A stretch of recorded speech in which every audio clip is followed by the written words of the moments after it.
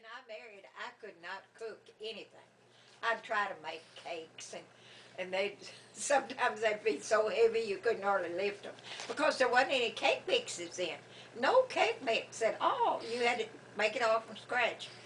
And Tommy could. He was a good cook because he said he used to hang around and watch his mother in the kitchen, and he'd watch her, and he got to where he kind of wanted to cook, And he was a real good cook. And I just learned by trial and error. That's all I did.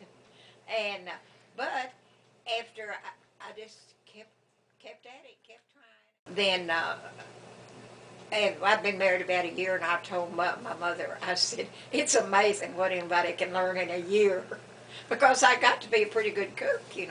One time, not long after we married, well, we invited Mother and Daddy and my one set of grandparents to come for Sunday dinner. And Tommy decided he'd make a cake, make it all from scratch. He made all the cake and put it on a regular china plate. And he said, I believe of course there wasn't any bought icing or anything then. And he said, I believe I'll just beat up some egg whites and put on that and put it in the stove and let it kind of brown. I said, you better not put that in that stove because it'll break in there, and that oven. And he said, no, I don't think it will. I think it'll be fine. He got his cake all fixed, put the egg whites all over it, put it in there, and just a little while we heard the office boom ever was. Oh my goodness. So at that time he's the one that had to clean up all that. It was usually me that done.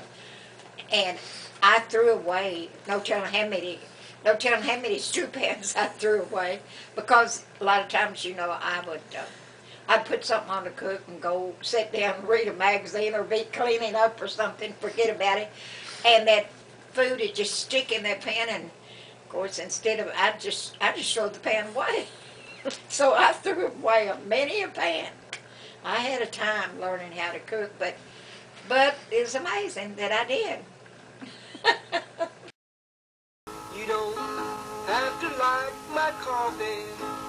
You don't have to like my tea. You don't have to try and understand the things you hear and see. But I'd like for you to promise that as long as you're around, you won't criticize my music or